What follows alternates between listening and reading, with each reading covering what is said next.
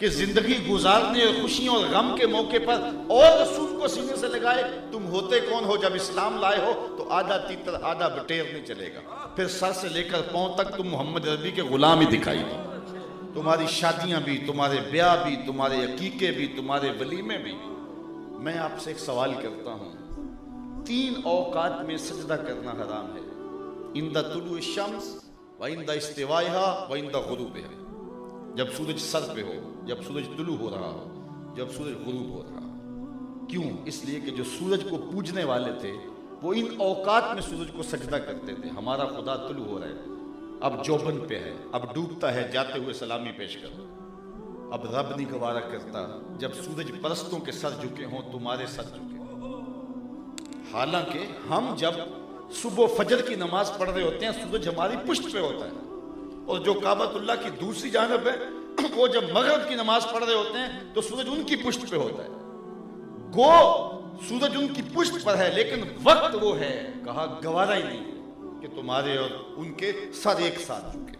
اسی طرح فرمایا کہ ایسا کرو کہ سحری کھایا کرو۔ یہود بھی روزہ رکھتے ہیں لیکن سحری کے بغیر رکھتے ہیں، تم سحری کھایا کرو، اس میں برکت رکھی گئی ہے۔ اچھا وہ دیر سے روزہ کھولتے ہیں، تمہیں حکم دیا گیا تاجیل الافطار کا، تم جلدی روزہ کھولو تاکہ ان کے روزہ رکھنے کے سٹائل میں اور روزہ کھولنے کے سٹائل میں فرق پڑ جائے۔ قرآن میں کتنی بار آپ پڑھتے ہو وَرْكَعُوا مَعَ الرَّاكِعِينَ، رکوع کرنے والوں کے ساتھ رکوع کرو۔ یہ بھی تو کہا جاتا وَاسْجُدُوا مَعَ السَّاجِدِينَ، سجدہ کرنے والوں کے ساتھ سجدہ کرو۔ علماء کہتے ہیں اس لیے کہ جو اہل کتاب کی نماز تھی اس میں رکوع نہیں تھا، وہ قیام سے سیدھا سجدے میں جاتے تھے، اس لیے تمہیں رکوع والی نماز دی گئی تاکہ تمہارے اور ان کی عبادت کے سٹائل میں بھی فرق ہو جائے۔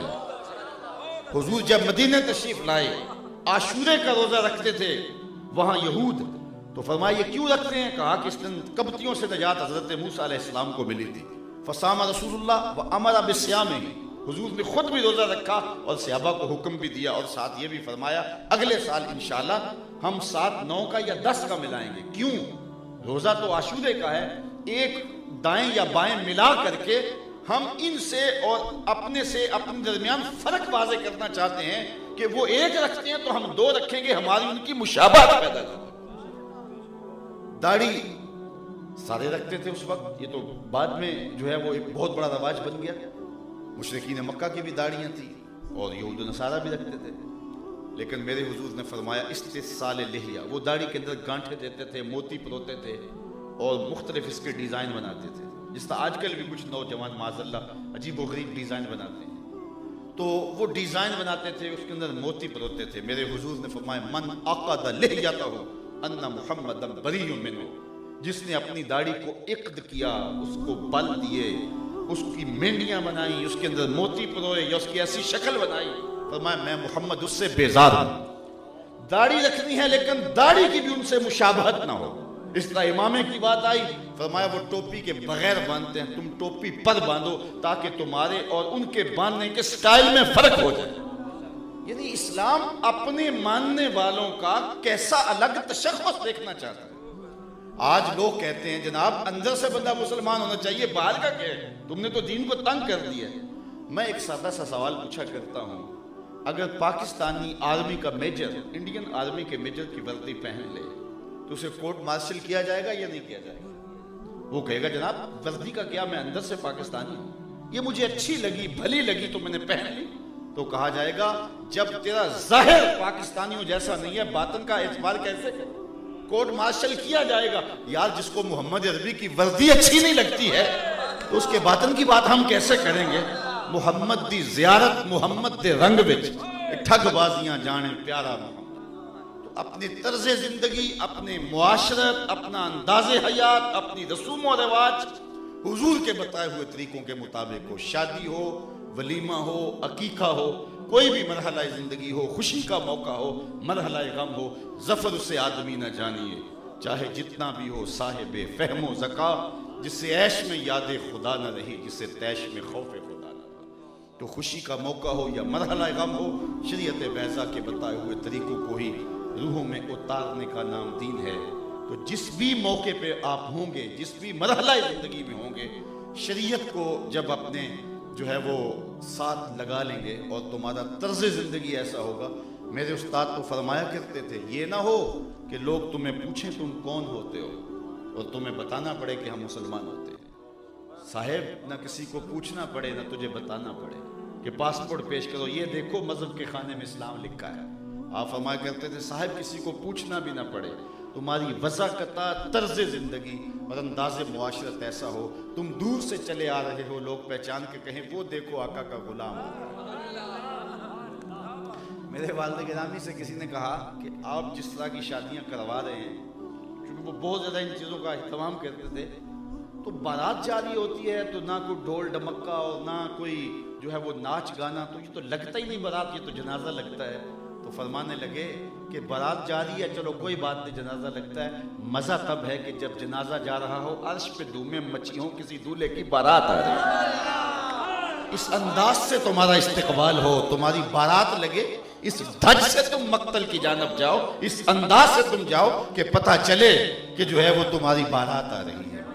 تو سرخروئی سے کہتے ہیں, کامیابی سے کہتے ہیں. صاحبو یہ تھوڑی سی زندگی ہے, میں اور آپ موت کے گھاٹ اترنے والے ہیں. زندگی کاٹ چکے ہیں, کوئی 40 سال کو 50 سال کو 60 سال. خوش نصیب وہ ہے کہ جس نے زندگی اللہ اس کے رسول کے لیے گزاری, جس نے زندگی بس دیکھیے رات جتنی بھی لمبی ہو بالآخر تو کٹ جاتی. میر تقی میر نے کہا تھا نا, وہ ریشم و غم خواب میں سرمست ہیں تو کیا ہوا, رات اس کی بھی کٹ گئی جو کہ اور تھا. ننگا تھا, برہنہ تھا, سخت سردی تھی, بدن پہ زخم تھے, بخار میں مبتلا تھا, ریت پہ کسی نے پھینکا ہوا تھا, لیکن رات تو اس کی بھی گزر گئی تھی. رات تو گزر جاتی ہے, زندگی کتنی بھی کٹ ہو بالآخر بیت جاتی ہے, لیکن اس کا انجام کیا ہے, سرخروئی انجام پہ ہے. انما الاعمال بالخواتیم, اعمال کا دار و مدار خاتمے پہ ہے. اس لیے یہ جو اللہ نے مہلت دی ہے زندگی کی, اس کو اللہ رسول کے نام لگا دو. پہچانے جاؤ کہ حضور والے ہیں, پہچانے جاؤ کہ مصطفیٰ والے ہیں. نور آنکھوں میں تو چہروں پہ اجالے ہوں گے, مصطفیٰ والوں کے انداز نرالے, انداز ہی بتائیں کہ یہ حضور کا غلام جا رہا ہے. بشر القیب بلقاء الحبیب, امام سیوطی کی مصنفہ ہے. ایک شخص فوت ہوا, نکیرین اسے سوال کرنے آئے, تو اس کی داڑھی میں سرخ رنگ کی مہندی لگی تھی. تو نکیرین سوال پوچھنے لگے, دوسرے نے بازو سے پکڑ کے کہا اس سے سوال پوچھتا ہے, تجھے نظر نہیں آ رہا اس کی داڑھی میں اسلام کا نور چمک رہا ہے. تو اسلام کا نور ایسے اپنے اوپر طاری کرو کہ تمہاری وضاحت بتائے کہ تم حضور کے نوکر ہو. تو یہ زندگی مختصر زندگی ہے, آج موقع ہے, وقت پر کافی ہے, ایک قطرہ بھی آب خوش ہنگام کا, جل گیا جب کھیت برسا می تو پھر کس کام کا. کل کا پچھتاوا تو میں نے پڑھا ہے نیکوکاروں کو بھی ہوگا. قیامت کے دن بدکار تو پچھتائیں گے, نیکوکار بھی پچھتائیں گے. بدکاروں کا پچھتانا تو سمجھ میں آتا ہے, نیک کیوں پچھتائیں گے؟ جب اپنے اچھے اعمال کی جزا دیکھیں گے تو پچھتائیں گے, ہائے جو چند لمحے ضائع کیے کیوں ضائع کر گئے, کاش وہ بھی یاد الہی میں گزار دیے ہوتے. تو آج مجھے اور آپ کو اللہ نے یہ زندگی کی مہلت دی ہے. جو گزرے ہیں ایسے چٹکی بجاتے ہوئے گزرے, کل کی کہانی ہے نا, گلیوں میں کھیلتے تھے, آج یہاں آ کے بیٹھے 60 سال گزار آئے ہیں, 50 سال گزار آئے ہیں, 40 سال گزار آئے ہیں, 100 سال گزار آئے ہیں. یہ کل کی کہانی لگتی ہے. یہ جو پاکستان بنتے ہوئے لوگ شامل تھے ان سے پوچھو, وہ کہتے ہیں کل کی بات لگتی ہے. تو 70 سال بیت کے کل کی کہانی ہے. تو جتنے باقی ہیں وہ بھی بیت جائیں گے. تو کتنی اچھی بات ہے, اس کو یاد خدا میں گزارا جائے. حضرت داتا گنج بخش علی حجویری کے شیخ کتنی کمال کی بات کہہ گئے, الدنیا یومن ولنا فیہا صومن. وہ کہتے ہیں دنیا ایک دن کی ہے, ہم روزہ رکھ کے گزار رہے ہیں. تو آج لے ان کی پناہ, آج مدد مانگ ان سے, کل قیامت کو نہ مانیں گے اگر مان گیا. بازار میں کھڑا فقیر مجذوب رو رہا تھا, تو کسی نے روک کے کہا بابا انہوں نے تجھے تنگ کیا ہے, اذیت پہنچائی ہے؟ کہا نہیں کوئی انہوں نے مجھے مارا نہیں ہے, لیکن ان کے رویے نے مجھے دکھ دیا ہے.